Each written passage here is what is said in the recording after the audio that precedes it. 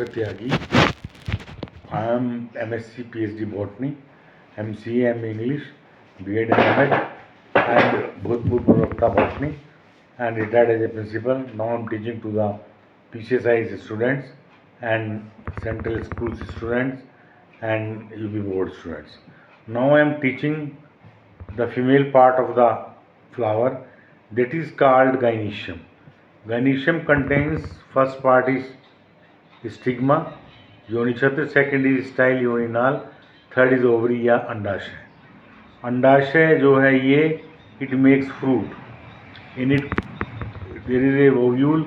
Ovule it is called बीजांड. Ovule forms the seed of the fruit. Now we see the structure of a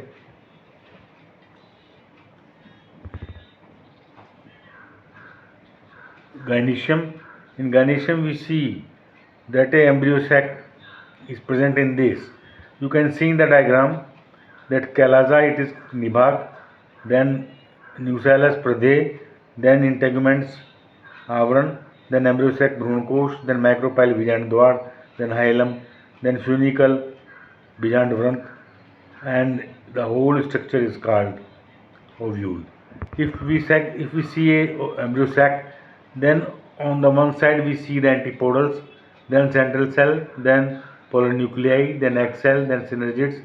It is called egg apparatus, and it is called bhrunkosh ya embryo sac.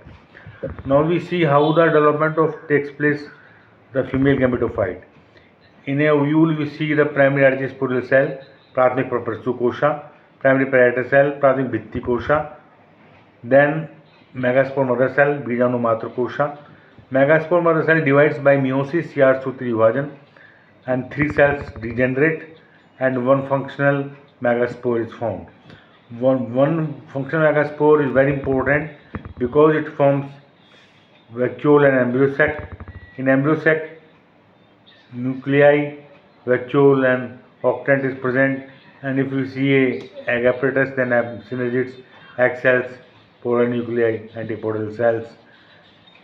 The first upper side is called antipodal cells, then polar nuclei, then central nuclei, then egg cell, then filiform apparatus. Filiform apparatus, my dear students, it helps in the process of pollination.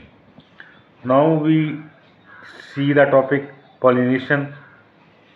If the pollen grains are transferred on the stigma of the flower, it is called pollination.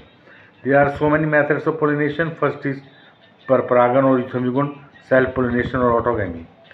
In self pollination और autogamy, pollen grains उसी पुष्प पर, उसी flower पर गिरते हैं, stigma पर पहुंचते हैं. इसके 3 भेद दिए गए हैं. There are 3 methods. First is सब परागन और या स्व युग्मन, सेल्फ पोलिनेशन और ऑटोगैमी. इसमें एक द्विलिंगी पुष्प के परागकण उसी पुष्प के वर्तिकाग्र पर पहुंचते हैं. कुछ पौधों में 2 प्रकार के पुष्प पैदा होते हैं, जैसे वायोला सामान्य मानसी, ऑक्जेलिस कोमेलिना साइनेंसिस कनकोआ. सेकंड इज उन्नमिलीय परागी पुष्प और cleistogamous flower. These flower does not give flowering. They remain closed, and in these flowers the pollen grain reach on the stem of the same flower, so they are now called as clistogamous flowers. Second is सजात पुष्पी परागन या गिटोनोगैमी. ये दूसरी व्यवस्था है जिसमें एक ही पौधे के पुष्प एक लिंगी पुष्प हो या द्विलिंगी हो, परागकण उसी पौधे के दूसरे पुष्प पर गिरते हैं, उसी पुष्प के स्टिग्मा पर गिरते हैं. स्वपरागन की इस अवस्था को हम सजात पुष्पी परागन कहते हैं या गिटोनोगैमी कहते हैं. Next method is xenogamy. इसमें डिफरेंट प्लांट्स के एंथर से डिफरेंट प्लांट से स्टिग्मा पर परागकणों का स्थानांतरण या ट्रांसफर होता है. यह एक ही प्रकार का होता है जिसमें परागकण के समान आनुवंशिकता स्थित प्रकार के परागकणों का परागण होता है. If you see the method that परपरागन और cross pollination, it is called allogamy. This pollination depends on the other factors just like air, water, etc. There are so many methods of this. First is anemophily. Anemophily को हम वायु परागण भी कहते हैं। पुष्प में वायु द्वारा होने वाले पर परागण को वायु परागण कहते हैं। पुष्पों को वायु परागित पुष्प कहते हैं। वायु परागित पुष्पों में कुछ विशेषताएं होती हैं, जैसे छोटे होते हैं, आकर्षण रहित होते हैं, चमकीले रंग के होते हैं, उनमें मकरंद या नेक्टर नहीं होता। इन वायु परागित पुष्पों में they are unisexual and asexual और पत्तियों वाले भाग के ऊपर निकली रहती हैं, जैसे मक्का में, अथवा फिर नई पत्तियों के निकलने से पहले खिल जाते हैं, जैसे पॉपुलर में। सेपल और बाह्यदल एम्पेटल या तो होते ही नहीं या बहुत छोटे होते हैं, जिससे वे परागकणों को वर्तिका के ऊपर रुकावट न बन सके। पराग कोशों में या एंथर में प्रचुर मात्रा में पोलन ग्रेन उत्पन्न होते हैं, क्योंकि वायु के झोंकों के साथ पोलन्स की अधिकांश मात्रा इधर उधर गिरकर नष्ट हो जाती है और फिर थोड़े से परागकण ही परागण क्रिया को संपन्न करते हैं, जैसे मक्का, रूमैक्स। एक पौधा लगभग 2 करोड़ पोलन ग्रेन पैदा करता है। परागकण छोटे होते हैं, शुष्क होते हैं, हल्के होते हैं, आसानी से उड़ सकते हैं, जैसे चीड़ में। पंखयुक्त होते हैं, विंग्ड होते हैं।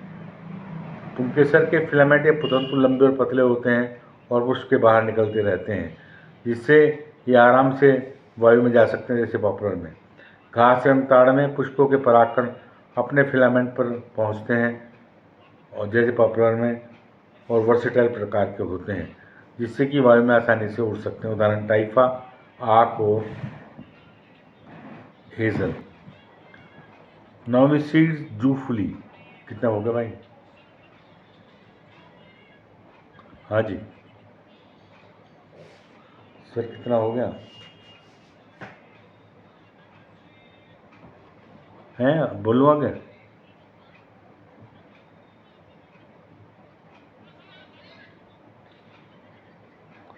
जूफुली बोलोगा जी?